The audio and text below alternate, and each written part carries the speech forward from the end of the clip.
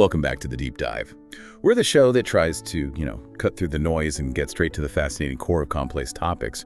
Today, we're plunging into a book that, well, it was so scandalous it actually sparked a national obscenity trial. But it also became this unexpected symbol of liberation for a whole generation. We're talking about D.H. Lawrence's Lady Chatterley's Lover, our mission today, to kind of strip away those sensational headlines, look beyond the controversy, and really uncover the profound insights hidden inside this famously, let's say, explicit text. We're going to explore its core themes, its really dramatic journey through censorship, and how the way it was written actually mirrored Lawrence's own evolving ideas about human connection and society itself. Absolutely. And for this deep dive, we've drawn on quite a range of sources. We've got insightful literary analyses, some detailed biographical studies on Lawrence, and historical accounts looking at the novel's huge cultural impact. We really want to look past that initial shock value to understand its true, perhaps more enduring significance. Okay, let's unpack this then, because I think for a lot of people listening, Lady Chatterley's Lover might just be that infamous name, right? Known mostly by reputation. So before we dive really deep into the meanings, maybe give us the quick rundown, the story itself. Who are the main players here? Right. So at its heart, it's about Lady Constance Chatterley Connie. She's quite intellectually inclined, comes from a sort of progressive background. She's married to Sir Clifford Chatterley. He's an aristocrat, owns a large estate, and he's also a writer and businessman.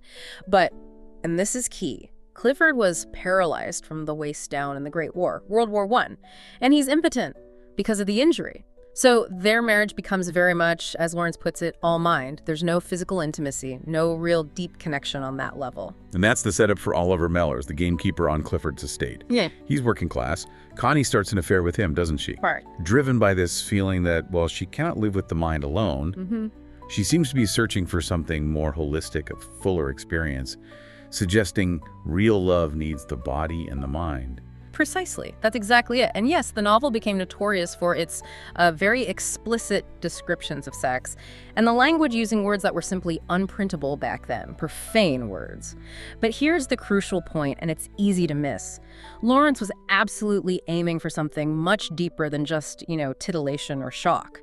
Critics like Richard Hoggart really argued this point strongly. They said the main subject isn't really the explicit sex, it's this search for integrity and wholeness.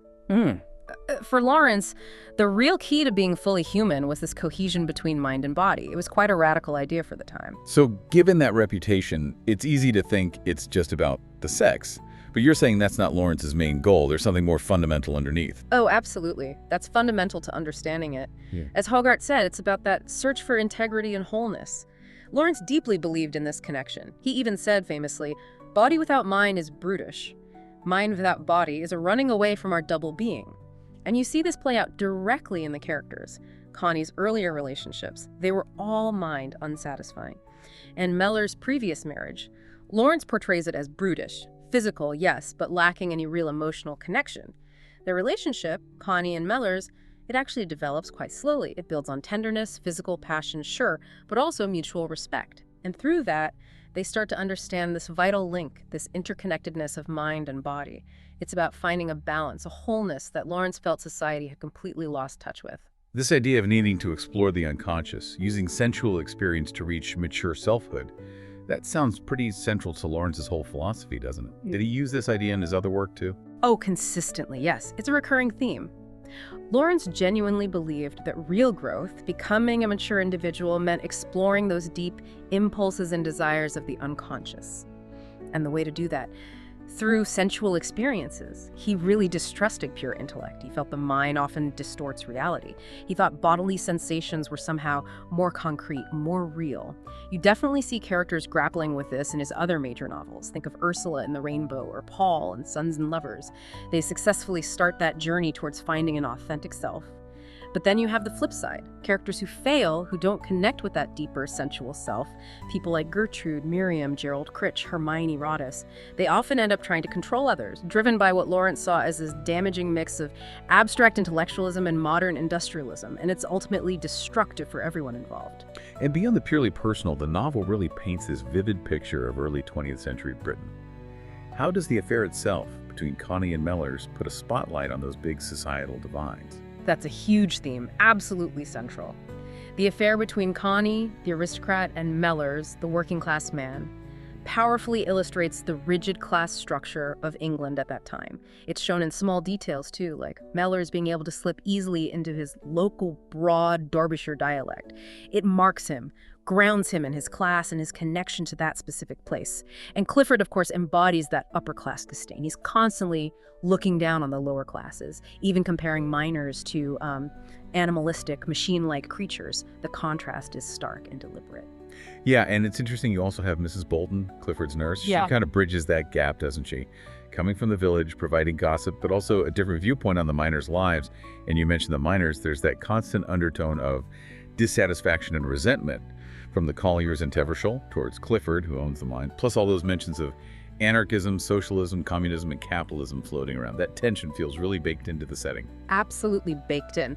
And that societal friction connects directly to another major theme, that stark contrast Lawrence draws between, the raw vitality of nature and the mechanized monotony of mining and industrialism. Clifford, for example, is completely detached from the natural world. His focus is purely on reinvigorating the mines with new technology. It's all about profit, control, the machine. Whereas Connie develops this heightened sensual appreciation for nature and seems directly linked to her growing bond with Mellors. And Mellors, as the gamekeeper, he almost represents a more natural England, doesn't he? An older Jerusalem-like England connected to the earth, the seasons. And it's not just background detail. They both, Connie and Clifford, actually talk about being afraid to bring a child into this changing industrialized world. That feels like a really deep anxiety about the future. And the novel just throws you into this atmosphere right from the start. Those famous opening lines, "The cataclysm has happened. We are among the ruins." It immediately places the story in that post-World War I trauma. The world had been shattered by mechanized war. Old ways of life, old beliefs were crumbling. And there's that critique of the younger generation in there too, isn't there? Clifford and his intellectual friends, they see young people as corrupting and distracting, all that dancing and jazz music. It's almost like Lawrence is suggesting the war itself stunted the world's growth, leaving a generation kind of lost, maybe even frivolous, in the face of all that horror. It's very clear Lawrence was wrestling with the huge aftermath of the war and the rapid changes it unleashed. He saw them as symptoms of a society that was fundamentally quite sick. Which leads us, inevitably, to the trial. The event that really cemented Lady Chatterley's Lover in history, legally and culturally. Okay, so it was privately published way back in 1928, then banned almost everywhere, US, Canada, Australia, India, Japan. But the full, unexpurgated version wasn't openly published in the UK until 1960. And that publication triggered this huge legal showdown. That's right, RV Penguin Books Ltd. in 1960. It was genuinely a watershed moment for British law, for literature, for culture, a massive test case. It was the first major test of the brand new Obscene Publications Act of 1959. And the crucial thing about that act was that it allowed for a defense of literary merit.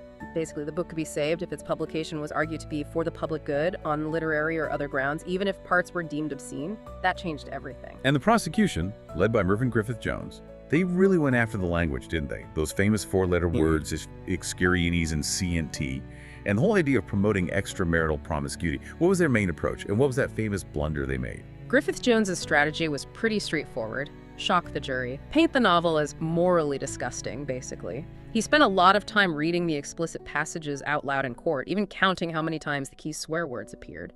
But his biggest mistake, the line everyone remembers, was when he asked the jury, quite condescendingly, "Is it a book you would even wish your wife or your servants to read?" That question just backfired spectacularly. It caused amusement, even ridicule in the courtroom and beyond. It instantly showed how completely out of touch the prosecution, maybe the whole establishment, was with the way society was already changing. It alienated people, suggesting this very dated, elitist view that some books are okay for some people, but not others. Big misstep. Wow. Meanwhile, the defense, led by Joe Gardner QC, had this brilliant counter-move. They brought in a whole host of witnesses, academics, critics, writers. What was their main argument? Their strategy was essentially to elevate the book, to argue persuasively that this was serious literature with artistic merit, not just pornography. Richard Hoggart, for example, gave this key testimony, arguing that Lawrence used those four-letter words deliberately, not just to shock, but to try and purify them of their shock value. Hoggart suggested Lawrence wanted to convey a simple, natural truth. This is what one does. In a simple, ordinary way, one fucks. trying to reclaim the words, make them less taboo. And then, maybe the biggest bombshell was the Bishop of Woolwich testifying. He argued that Lawrence actually saw sex as something potentially sacred, a profound way to connect. That made massive headlines. A bishop saying that in 1960. That must have completely shifted the narrative. And didn't the defense also bring up E.M. Forster's Maurice? Which was still unpublished then and about a gay relationship. Why bring that up? Yes, that was a very bold, very clever move. Maurice also features a relationship across class lines, upper-class man, gamekeeper lover, similar setup. By referencing it, the defense subtly broadened the argument beyond just Connie and Mellor's affair. They were suggesting that Lawrence's exploration of natural or unconventional love wasn't just about heterosexual infidelity. It hinted that genuine love, defying societal norms, could exist in different forms, including same-sex relationships. It helped frame the issue not as simple promiscuity, but as a challenge to rigid social codes. It reinforced the idea that maybe society was sick, not these relationships. And interestingly, while the defense tried to portray Lawrence's book as quite normative, the trial discussions, and especially later commentary, did touch on aspects like the descriptions of anal sex, which some saw as deviant.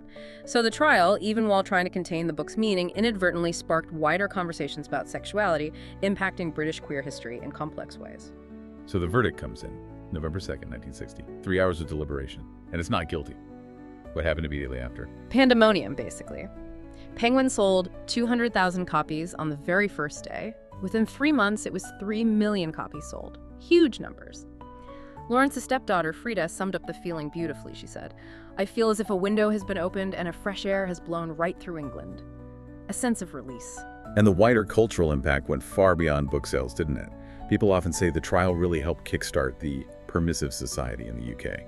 It certainly played a major role. It led to much greater freedom for publishers and filmmakers to tackle explicit subjects. It's seen as deeply connected to those big social changes of the 1960s, the end of theater censorship, easier divorce, decriminalization of homosexuality, abortion law reform.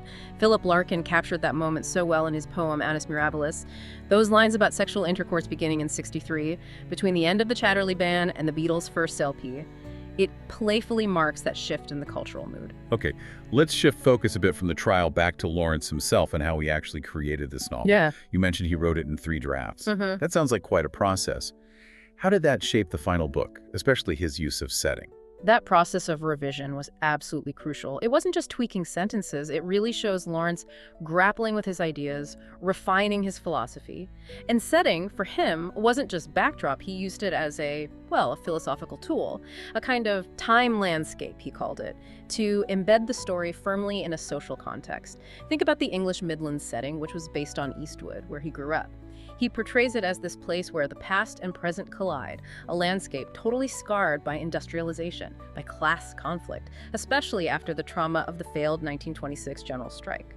The novel is a powerful critique of that mechanical continuity of industrial England, how it crushed the human spirit. And Connie's own journey, particularly that key moment when she realizes she's pregnant, that evolved across the drafts too, didn't it? The location change. It did, significantly, and this reflects Lawrence's growing skepticism about collective change, about mass movements. He started to focus more on the future being shaped within individual time, through personal transformation. So yes, that pregnancy discovery scene, in an early draft it happens in Paris. Then in the second version, it's Biarritz. Finally, in the published novel, it's Venice. And the earlier settings just didn't quite work for what he wanted to achieve. Biarritz, for example, it's a retreat for Connie. But Lawrence felt it was ultimately an artifice. Her transformation, her resurrection, wasn't fully localized in her body there. The child conceived felt like margarine, his word, a cheap substitute for the real thing. Right. So why Venice then? What made Venice the right place for this culmination, this bodily resurrection? Well, between the second and third drafts, Lawrence wrote his sketches of Etruscan places. And that really deepened his thinking. He had this long-standing fascination with Italy as the other, a place he saw as embodying qualities lost in industrial England. For Lawrence, Italy represented a kind of possibility, a place where his key metaphysic of dualities, mind, body, nature, industry, conscious, unconscious, could potentially coexist in balance rather than being in destructive conflict. So the Venice scene, with the lagoon, the gondolas, that famous interplay of fire and water imagery, that becomes the perfect setting for Connie's truly bodily awakening, her certainty about the pregnancy. It's there she achieves what Lawrence calls a double freedom. freedom from Clifford's deadening intellect and from the sort of initial brutishness Mellors represented. She creates her own space, a third world balancing the Clifford world and the Mellors world. It's a real synthesis achieved through her body. And interestingly, the novel actually ends with Mellors having the last word through that long letter he writes to Connie. Why give him the final say? And what's the message in that letter about renewal, both personal and maybe even national? That's a great question. Mellors gets the last word, arguably, because his journey isn't quite finished. He hasn't fully completed his process of becoming. He's still working things out. And writing, for Lawrence, was a crucial act. It allows Mellors to articulate his developing political ideals. Not politics in the usual sense, but ideals about how men, in particular, need to resurrect themselves, find a more authentic way of living. The letter brilliantly pulls together the social context and that idea of individual resurrection. It's full of biblical imagery, Connie and him as a new Adam and Eve. It directly addresses the miners' apathy after the general strike. But Mellors' solution isn't mass action. It's about reviving men's vitality through engaging in primal, creative activities, singing, dancing, carving things. He connects to the life force he saw in the Etruscan ruins. And the language he uses to describe his relationship with Connie, that blend of fire and water imagery like the snowdrop of forked white fire, signifies achieving that vital balance, that equilibrium. He even links writing itself to sex, suggesting both are vital expressions of intimate connection, ways of knowing the self and the other. So it really represents a shift in Lawrence's thinking, moving away from some of his earlier ideas. Definitely. It's a clear departure from his earlier leadership novels like Kangaroo or The Plumed Serpent, where he seemed to be searching for renewal through a strong, almost proto-fascist leader figure and collective action. It also moves beyond the sort of stark, sometimes rigid dualities you see in Women in Love, which didn't offer a very clear path forward. Lady Chatterley's Lover ultimately puts the emphasis squarely on individual resurrection, that personal, deeply felt awakening, finding that wholeness within oneself. That becomes the true source of potential national renewal. It starts from the inside out. So we've really traced the journey of Lady Chatterley's Lover today, far beyond just its scandalous reputation. We've uncovered Lawrence's deep dive into human connection, his anxieties about society, and this powerful idea of the individual's role in regeneration. Exactly, and it brings us right back to those resonant opening lines, doesn't it? Ours is essentially a tragic age, so we refuse to take it tragically. The cataclysm has happened, we are among the ruins, we start to build up new little habitats, to have new little hopes. It's a powerful message for any time, I think. This deep dive into Lawrence reminds us that even when we feel like we're among the ruins, the task is always to build those new little habitats, find those new little hopes, mainly through authentic connection and discovering ourselves. So a final thought for you to take away. What ruins might you be navigating today, and what new habitats, what new hopes are you trying to cultivate within them?